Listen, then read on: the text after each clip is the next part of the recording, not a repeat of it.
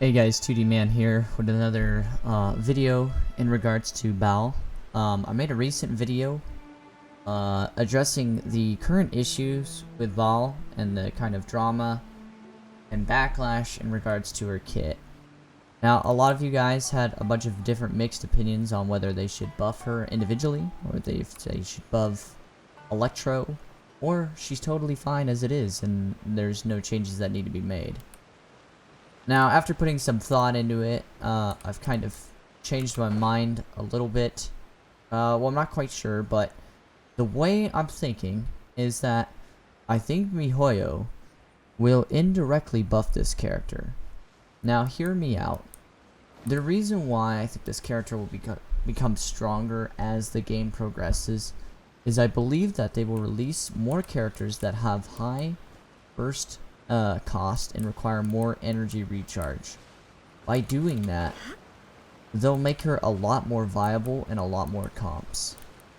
Now, a lot of you guys brought out a really good point in the fact that she doesn't work with Beidou, and that if they fix that, that could probably fix a lot of things. A lot of people have been suggesting that.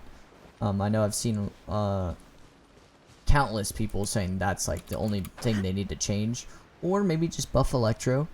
I am making a video where I compare Raiden C0 with Beidou C6. So if you buff Electro, that could cause issues if you just buff Electro, because buffing Electro would be good for all the users of that respective element, but it might not just help. It might just like things would just kind of maybe stay the same, because I mean, I guess Electro characters will be better, but Raiden, in retrospect to all the other Electro characters, won't move anywhere because you're pretty much buffing the whole element. But I do think that they could indirectly buff this character if they release characters down the road that have, who knows. We have the first character that has up to 90 energy cost for their burst. We could get characters down the road that have up to 100. So that could definitely be a possibility. I don't think they're going to make any changes to her, aside from possibly changing her interaction with Beidou, because it seems a little fishy. Apparently pre-beta, or in the beta, her interaction with Beidou worked. Everything worked fine. But I guess they decided to change that. I have no idea why. So maybe they're intentionally doing this, and my thoughts are maybe they did it because they wanted Jisara, who, oh, that's a water, okay. Jisara, who I have right here, to be more enticing, because she works really well with Raiden Shogun, making people want to get more constellations of Kujisara. Because the Beidou combo didn't work, you would also want to run Kujisara instead.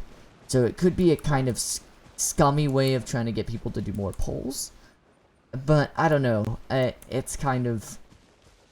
I mean, I wouldn't push it past MiHoYo that maybe they would do that. It's definitely a possibility, but...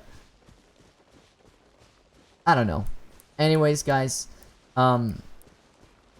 I did end up going and getting a couple constellations. I don't recommend this to everybody, because if you want...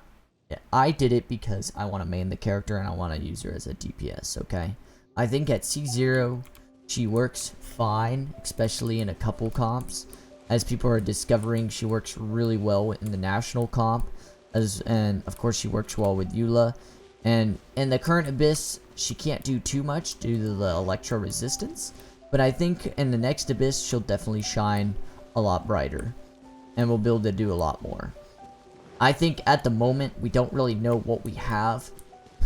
And how valuable she could be. And that in the future, we're going to have characters that probably have long cooldowns.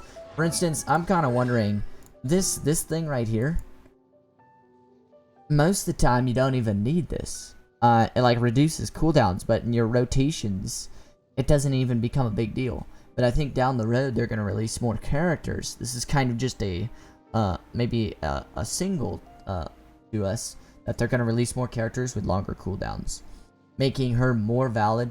And this would be just an icing on the cake for people that wailed for her, and being able to make a hot swap comp with future characters that have high, you know, really long cooldowns and high burst cost.